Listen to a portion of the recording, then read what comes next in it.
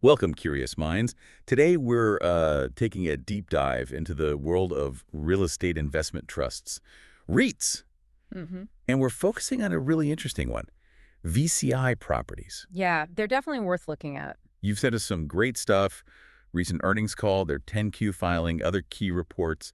So our mission, Cut through the jargon. exactly, distill the key insights, find those aha moments, and give you a really clear picture of what's driving this unique company. And what's really fascinating, I think, is that VCI operates in this very specific space. Hmm.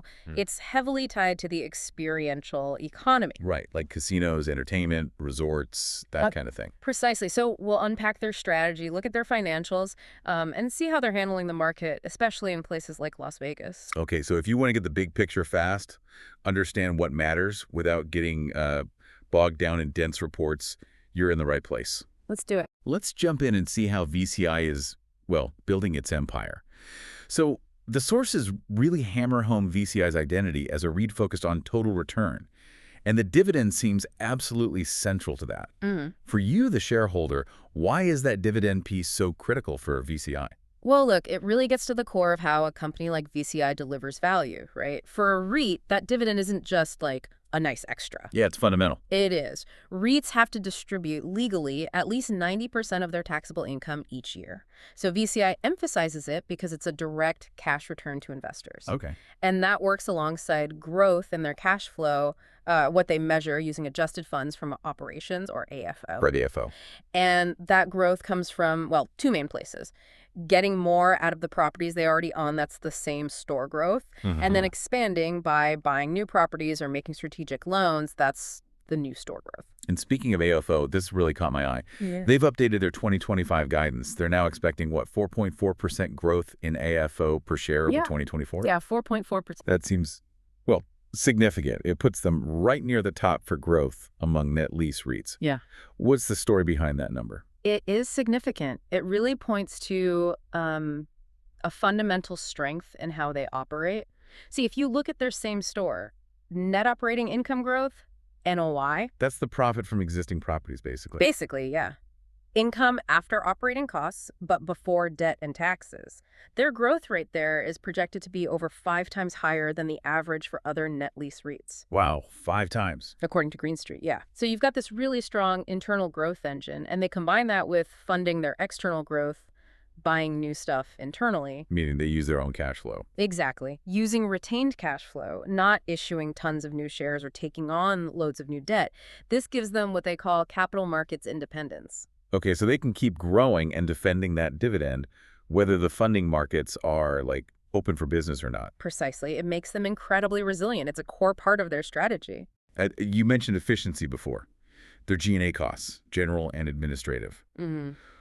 Only 1.5% of total revenue in Q2 2025. That seems incredibly lean for a big company. It's remarkably low, one of the lowest ratios among large cap REITs, actually. What does that lean structure really buy them, competitively speaking? Well, it's not just about saving pennies, it's strategic. It means they run a super streamlined operation, very efficient.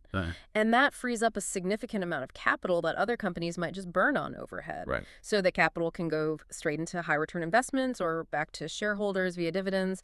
It's like a built-in competitive advantage, makes Yeah. them more agile. That operational efficiency. Yeah, Yeah, seems like a real cornerstone. And it allows them to be pretty strategic with where they put their money. definitely. Which actually brings us nicely to their investments and partnerships. Can you unpack some of the new deals they announced in Q2 2025? Yeah, what's interesting here is how selective they seem to be. They're careful about who they partner with and what projects they back. Okay. So in Q2, they started a partnership, something they wanted for a while, apparently, with Red Rock Resorts. They're providing up to $510 million for the North Fork Mono Casino and Resort Development. Wow, $500 million. Yeah.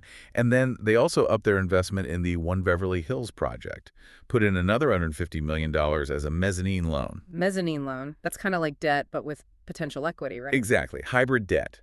Gives VCI rights to equity if the loan isn't repaid on time. So their total commitment there is now $450 million. And One Beverly Hills, that's a massive project. Oh, yeah. Huge. Multi-billion-dollar luxury experiential hub. Think high-end hotel, residences retail, the works. So VC doubling down there suggests real confidence. It signals confidence in the project, yeah, and in their partners, Kane International and Eldridge Industries. It shows a continuing relationship. So what does this all tell us about their wider strategy? Are they still basically a gaming REIT, or is there a shift happening? That's a really important question, actually, about diversification. I mean, yeah, they definitely started focused on gaming. That's their roots. Mm-hmm. But the sources make it pretty clear they've branched out. We're seeing investments in other experiential areas, Like what? theme parks, indoor water parks, ski resorts, and they're making a big push into sports, pro, collegiate, even youth sports venues. Interesting. So diversifying beyond just casinos. Right. Oh. And they're also using their credit book, making these debt investments like the mezzanine loan strategically. How so? Well, sometimes it's about building a relationship, getting their foot in the door with a new partner. And the hope might be that eventually that leads to owning the actual real estate outright, what they call fee simple ownership. Oh, okay. So the loan is maybe a pathway to owning the property later. It can be. It shows this sort of strategic patience, building relationships, expanding their potential asset base carefully. And it seems like they're doing more debt deals lately. Oh, yeah. The sources suggest credit opportunities, these kinds of loans, are popping up more often right now than straightforward property acquisitions, but always with that potential long-term real estate angle in mind. Gotcha. And what about the tenants, the companies actually running these casinos and resorts? How do their investments play into VCI's picture? Oh, that's a fantastic point. It's really a symbiotic relationship. VCI's tenants pour money into the buildings they lease from VCI. Like renovations, upgrades. Exactly. Billions of dollars sometimes in capital improvements, and that directly increases the value of the property that VCI owns. Makes sense. VCI even has this thing called the Property Partner Growth Fund. They see it as a way to offer their tenants maybe a cheaper source of capital specifically to improve the buildings. Ah, so they help fund the improvements that make their own assets more valuable. Kind of a win-win, yeah. And it's especially attractive now because of tax changes like bonus depreciation. Right, bonus depreciation. That lets companies write off big chunks of new investments quickly. Pretty much. It really incentivizes tenants to make those capital improvements. So tenants upgrade, VCI's assets appreciate. It works well. Okay, let's shift focus a bit to the market itself. Las Vegas. We've seen some headlines, maybe slowing visitation, gaming revenue dipping a bit. What's VCI's take on that? Are they worried? They seem remarkably confident about Vegas long-term. They acknowledge there's definitely a period of normalization happening. Normalization after huge growth. Exactly, after record-breaking years, plus the Super Bowl boost. So yeah, maybe the budget-conscious visitors pulling back a bit. Okay. But they emphasize that the higher-end consumer, still very strong. Luxury properties are running like over 90% occupancy. But what about VCI's income? Is it vulnerable to these dips? That's the crucial part for VCI. Their rental income is largely insulated. Why? Long-term leases. And they say 90% of those leases have corporate guarantees. Meaning the parent company guarantees the rent, not just the individual property. Correct. And the result? They state they've collected 100% of their rent since day one. Wow. 100%, even through like the pandemic and everything. That's what they report. 100% rent collection since inception. So short-term fluctuations for their tenants don't directly hit VICI's rental income stream because of those lease structures. That's a strong position. But are there any, canaries in the coal mine they're watching, even with those guarantees? What about the future of Vegas itself? That's a fair question. I mean, while they feel secure with the leases, they're definitely monitoring consumer behavior, overall economic health, Sure. And the operators, their tenants, they aren't standing still. They're focused on attracting new generations, innovating. How so? We're seeing cutting-edge day clubs, really elevated food and beverage experiences, and a huge focus on professional sports. That's a big driver now. Right. The Raiders, F1, the A's coming. Exactly. And there are long-term tailwinds, too. Things like the Brightline high-speed rail planned from Southern California, the F1 contract runs through 2027, the new ACE Stadium for the A's. It does feel like Vegas is constantly reinventing itself. It really does. And they point out something interesting. Las Vegas keeps reinvesting heavily in its convention centers and these massive properties. That level of sustained investment, it's almost unique globally. Gives it a competitive edge. A huge one. And VCI is basically betting on and benefiting from that long-term evolution. Okay, what about outside Vegas? The regional markets. The sources mention a nice uptick there. Yeah, they seem quite positive about the regional picture. They sound excited about the whole industry, really. So the diversification helps. Absolutely. Having that broad portfolio means they benefit when different regional markets do well. And operators in those markets are getting creative, deploying capital, seeing good results. So it's not all just about the Strip. Not at all. These regional markets add a lot of resilience and strength to their overall portfolio. And the hot topic, iGaming, online gambling. How does VCI view its impact? They're definitely watching it closely. It's important because it affects the overall financial health, the creditworthiness of their tenants, right? Sure, the operators running the physical casinos often Yeah. run the online stuff too. Exactly. So VCI considers iGaming's effects when they're underwriting deals, assessing risk, especially since states are all over the map with regulations for brick and mortar versus online sports betting versus full iGaming. It's still evolving. Very much so. They kind Mhm. of described it as a lively experiment, watching how it all shakes out. But they also subtly highlight that the physical brick and mortar casinos employ vastly more people. Ah, right. An important economic distinction. Yeah, so they're monitoring it, understanding its role for their partners, but maybe not seeing it as an existential threat to the physical locations yet. Okay, let's shift slightly again. Talk about the structure of VCI itself. It's a REIT, which has specific tax implications. Can you break that down simply? Sure. So VCI Properties Inc. is a Maryland corporation. It's an internally managed REIT. Internally managed, meaning they run themselves, they don't hire an outside firm. Correct. And the key thing about being a REIT is generally they don't pay federal corporate income tax. Okay, that's a big advantage. It is, but the condition is they have to distribute at least 90% of their taxable income to shareholders every year. That's why dividends are so central. Got it.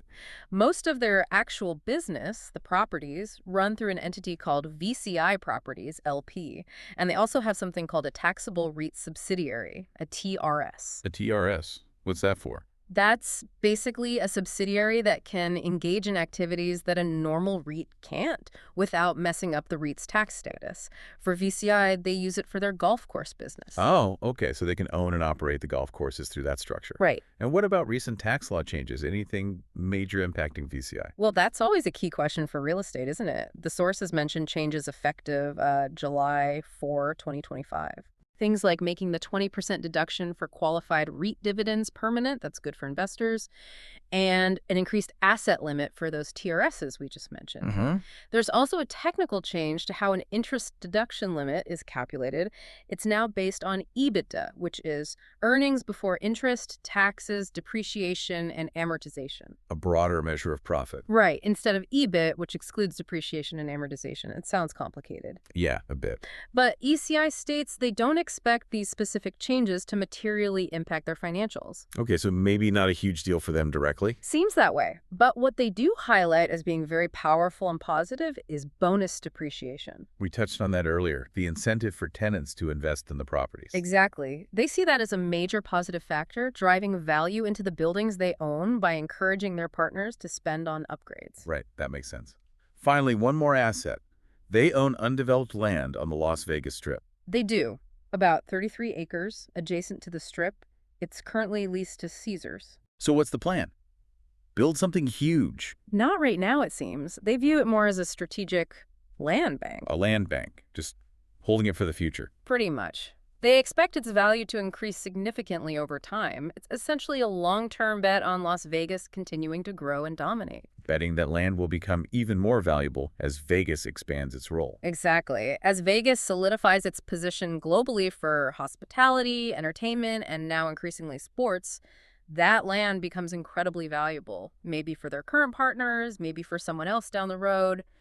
It's future potential. Well, this has been incredibly insightful, a real deep dive into VCI properties. We've covered quite a bit. Yeah, we have. From that core dividend strategy and the really strong financial performance, like an impressive AFO growth, And the low G&A. right, to how they're expanding beyond just gaming into these diverse experiential sectors. And how they handle the market swings, in Vegas and the regional markets, adapting but also relying on that strong triple net lease model for consistent rent. Yeah, that 100% rent collection is hard to ignore. Definitely. Shows the strength of their model and partnerships. So we've talked a lot about VCI's strengths, their strategy. As you think about all this, maybe consider this. How can a company's seemingly niche focus. Like VCIs on experiential real estate and specific lease types. Exactly. How can that actually become its greatest strength, its source of resilience and growth, even when the broader market feels unpredictable? It's a good question. A powerful lesson maybe in strategic specialization. Definitely something to think about. Until next time, keep digging for those insights.